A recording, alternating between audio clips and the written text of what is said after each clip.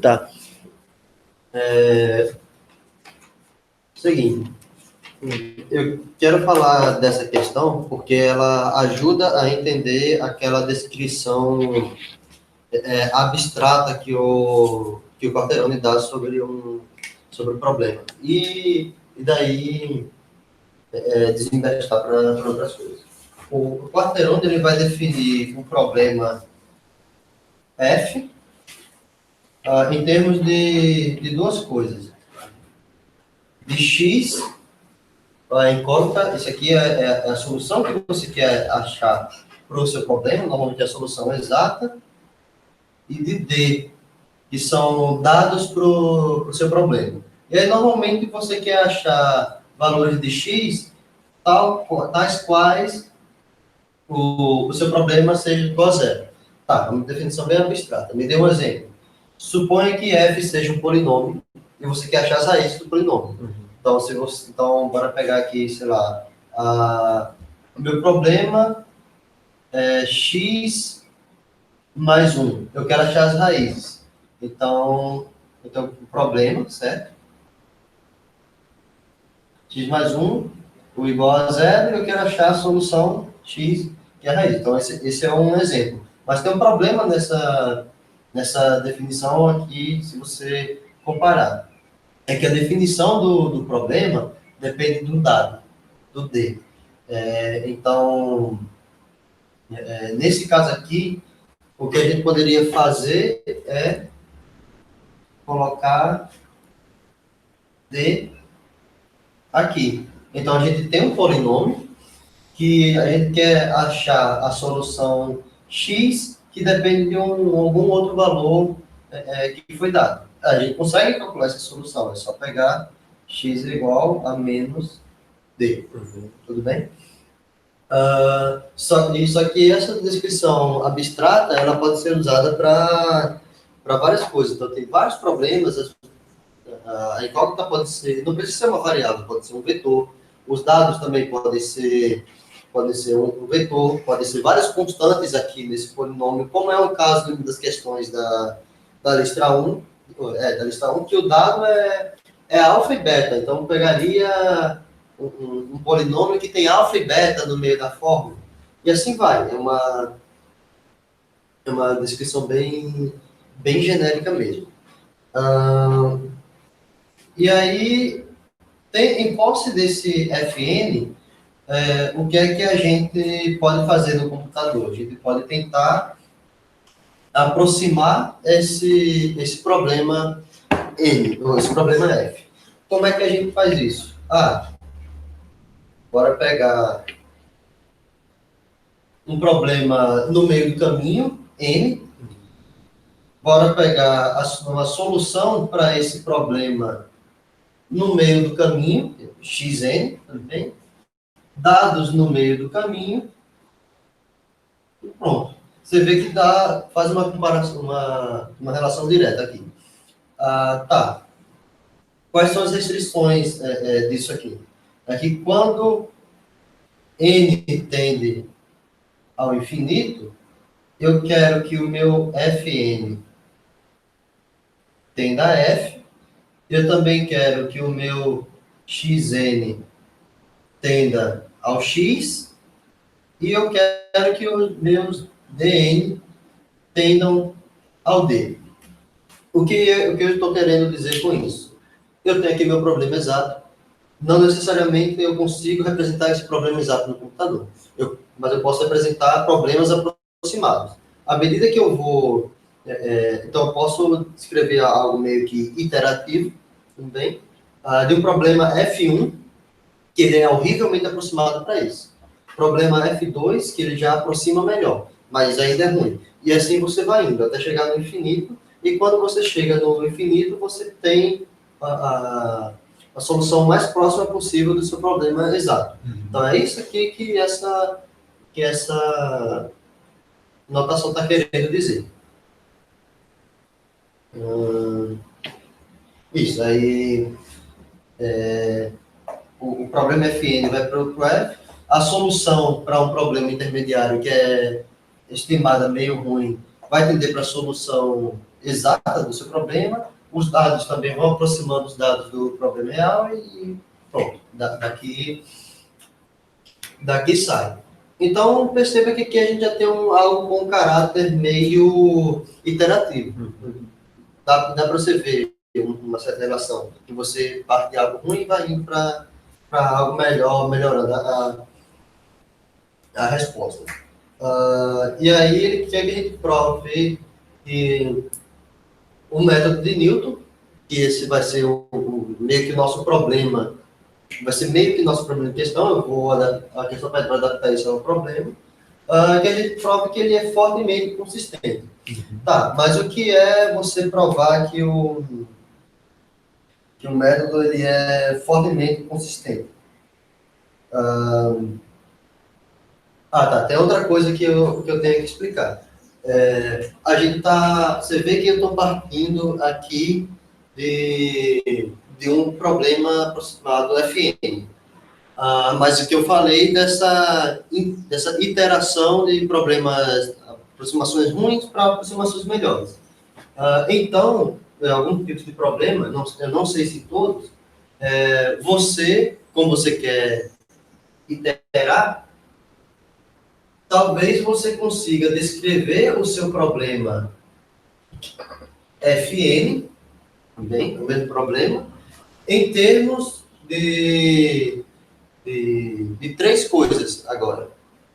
Pode ser mais de uma, mas no caso aqui vão ser três. Do que seria a solução para o problema atual, a solução do problema anterior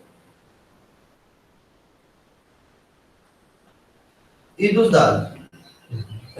Então, aqui eu acho que o ideal, o livro não coloca, mas eu acho que o ideal seria ter parênteses aqui, porque aí você associaria o que é que você está querendo achar e o que é dado.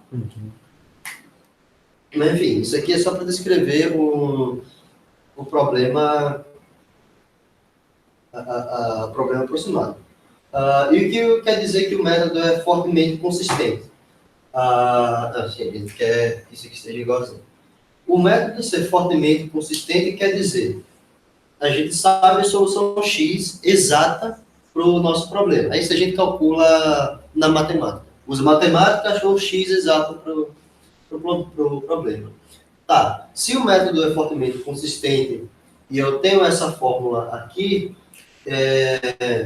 eu vou calcular o quê? Ao invés de calcular xn menos 1, eu vou calcular fn. E ao invés da resposta aproximada para o problema n, eu coloco a minha resposta exata para o problema. E ao invés da minha resposta aproximada para o problema n menos 1, eu vou colocar também a minha resposta exata para o problema. E aqui eu acho que não tem. E eu calculo isso. Se isso aqui for igual a zero, eu digo que o problema é fortemente consistente. Então, é essa definição aqui que a gente precisa para resolver o problema. E dessa aqui também. Então... Oi. Vai ser x duas vezes mesmo? Porque aqui a gente tem xn e xn menos 1. A definição de fortemente consistente diz que você coloca x duas vezes. Isso é para analisar a consistência do método mesmo. Se você coloca x duas vezes aqui e obtém zero como resposta, quer dizer que o método é consistente. Isso o livro diz, eu não fui atrás de porquê exatamente, porque não consegui, também não estava com tempo, e eu com dificuldade de entender essa parte. Bom, então o que acontece? Aqui a gente tem o nosso problema Fn, de certa forma. Você vê que a gente tem como achar a solução do seu problema, isso aqui já está sendo está sendo entregue para você pela questão. Você tem como achar o seu xn. Você tem informação aqui sobre a solução do processo anterior. Que informação é essa? Não importa. E você tem aqui o que seria o seu dado. Vai depender da função e depende da solução da coisa anterior. Então, como é que eu formulo isso aqui em termos dessa descrição abstrata de um problema? Simples. Então, eu vou fazer o seguinte. Eu vou... importante, eu quero que a minha descrição, que o meu problema seja igual a zero, para eu poder analisar, certo? Então, daqui, o que eu vou fazer? Eu vou simplesmente pegar tudo que está aqui do lado direito da equação e jogar para o lado esquerdo. Então, com isso, eu tenho xn menos 1 mais essa fração toda, que é xn menos 1 sobre f, que é a derivada da função no mesmo ponto. Igual a zero. Tudo bem? Super fácil até aqui, né? Agora, para resolver a questão, o exercício pede para a gente definir Fn. O que a gente precisa para definir o Fn? Precisa de Xn, a estimativa da solução do problema atual. Desculpa, não entendi. Aqui? Aqui eu só... Então, Xn igual a isso aqui que está à direita? Sim. Eu só joguei que está à direita para o outro lado. Xn menos 1 você colocou... igual a zero. Tá?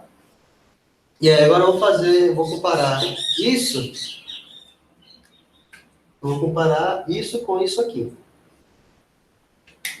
Porque vejam bem, para definir o meu problema Fn, eu preciso preciso escrever ele em termos da solução n, da solução n, da solução do problema Fn menos 1 e de um dado qualquer. E aí eu tenho que definir o que é esse meu dado.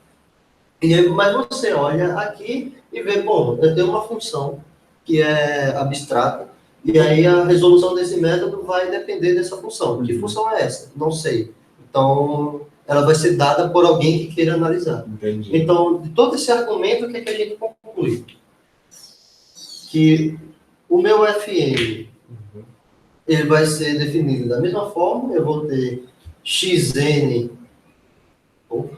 Então, quando o professor fala assim, sendo alfa dado, quer dizer que esse alfa vai depender do usuário que quer colocar ali. Isso. Qualquer valor.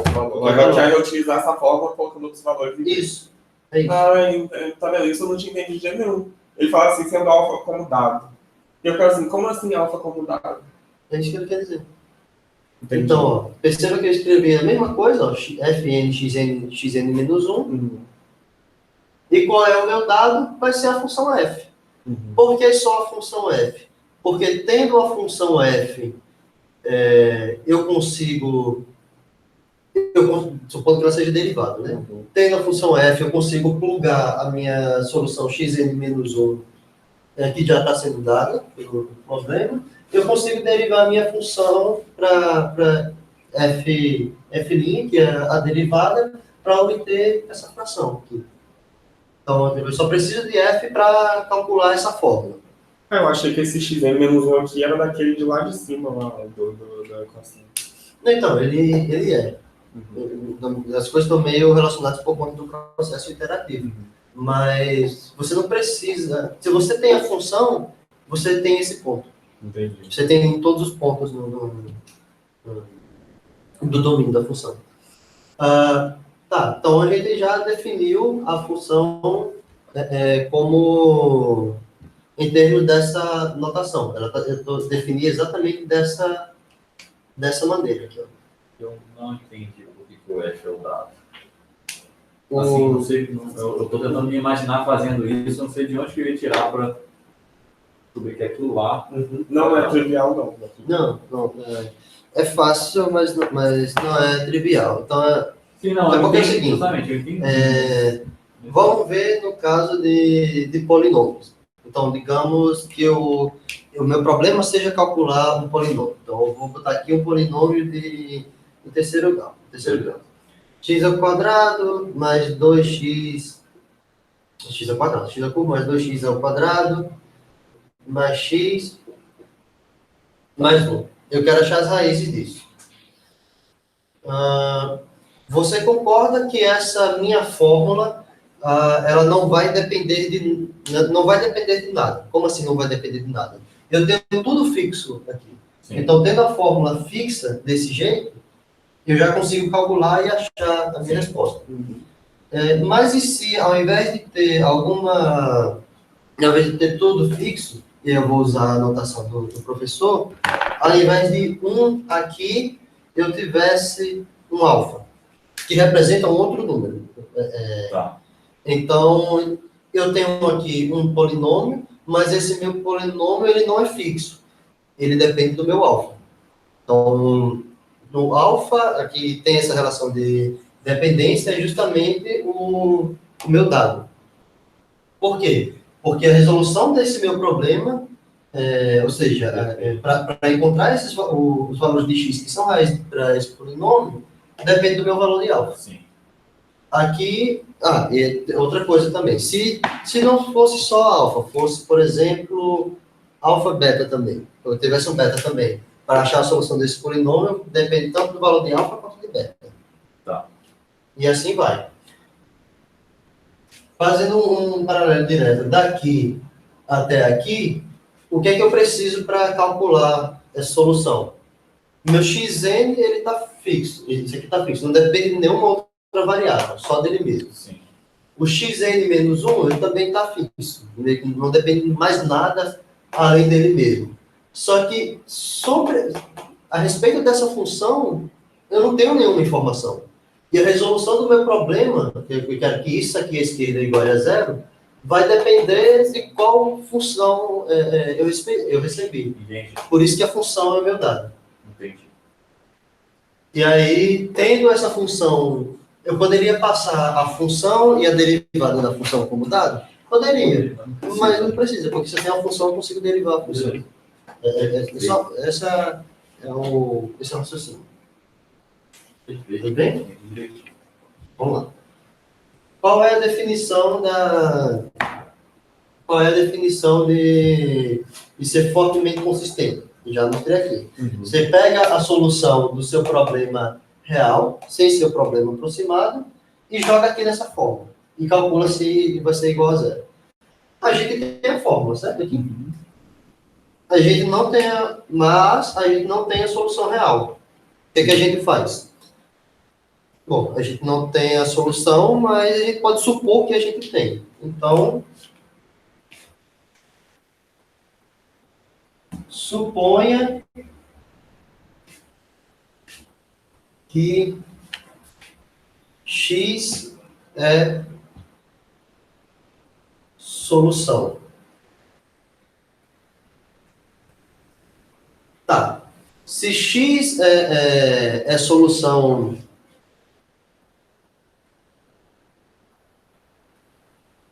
Se x é uma solução do meu problema,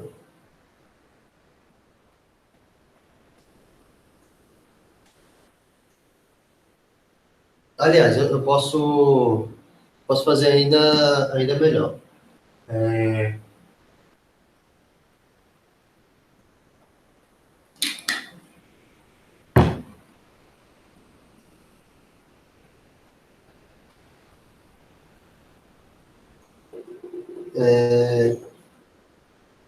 Eu vou supor que x é solução